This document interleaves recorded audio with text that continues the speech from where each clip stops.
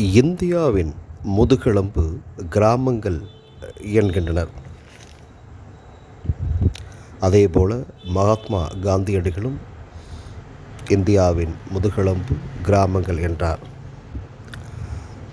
மேலும் நம்முடைய கலாச்சாரம், பண்பாடு, நல் வாழ்க்கை முறை, சிறந்த உணவு முறை, கூட்டு குடும்பம் என பலவற்றை காப்பாற்றி வருவது கிராமங்களே.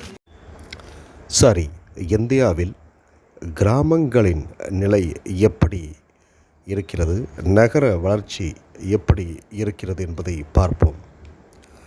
1901ஆம் ஆண்டு நகரமயமாக்கல் என்பது வெறும் 11.4% மட்டுமே இருந்தது.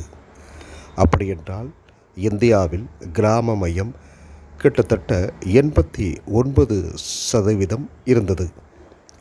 ஆனால் தற்போது 2024ஆம் ஆண்டு வெறும் 45% கிராம பகுதியில் எஞ்சியுள்ளதாக ஒரு புள்ளி விவரம் கூறுகிறது.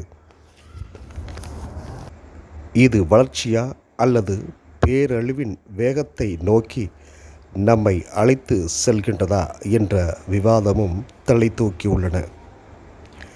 இதில் குறிப்பிடத்தக்க அம்சம் என்னவென்றால், இந்தியாவில் வேறு எந்த மாநிலத்தையும் விட நகரமயமாக்கல் தமிழ்நாட்டில் அதிகரிப்பதாக ஒரு புள்ளிவிவரம் கூறுகின்றன. இந்தியாவை பொறுத்தவரை 2001இல் 71.5% இருந்த கிராம மையம் 2017இல் 66% குறைந்து தற்போது 60% தான் கிராமங்கள் எஞ்சியுள்ளதாக கூறப்படுகிறது. இது இந்தியாவை பொறுத்தவரை.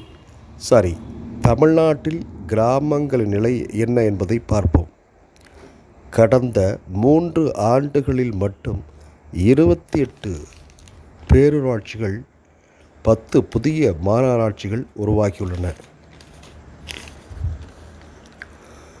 3 ஆண்டுகளில், அதாவது கடந்த 3 ஆண்டுகளில் மட்டும் தாம்பரம், காஞ்சிபுரம், கடலூர், கும்பகோணம், கரூர், சிவகாசி, திருவண்ணாமலை, புதுக்கோட்டை, நாமக்கல், காரைக்குடி ஆகிய 10 மாநகராட்சிகள் உருவாக்கப்பட்டுள்ளன.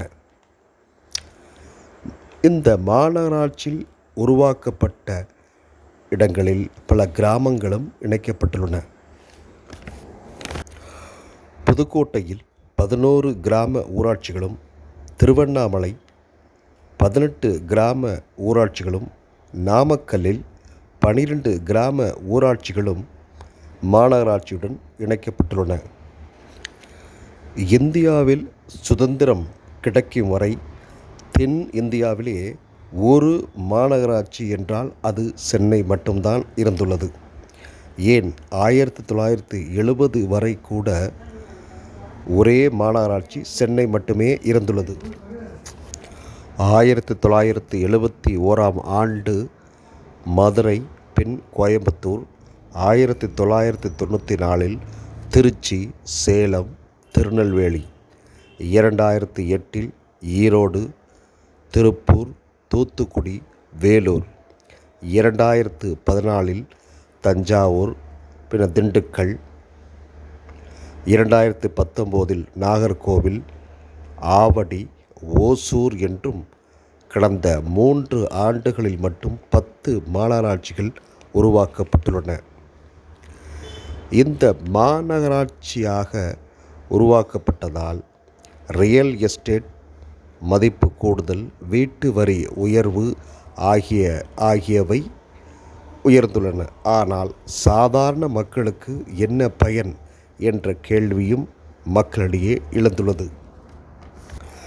மேலும் மாநகராட்சியாக உயர்வதால் சுகாதார சீர்கேடு, சேரி உருவாக்கம், தண்ணீர் தட்டுப்பாடு என பிரச்சனைகள் தலை தூக்குகின்றன என்ற குற்றச்சாட்டுகளும் கூறப்படுகின்றன.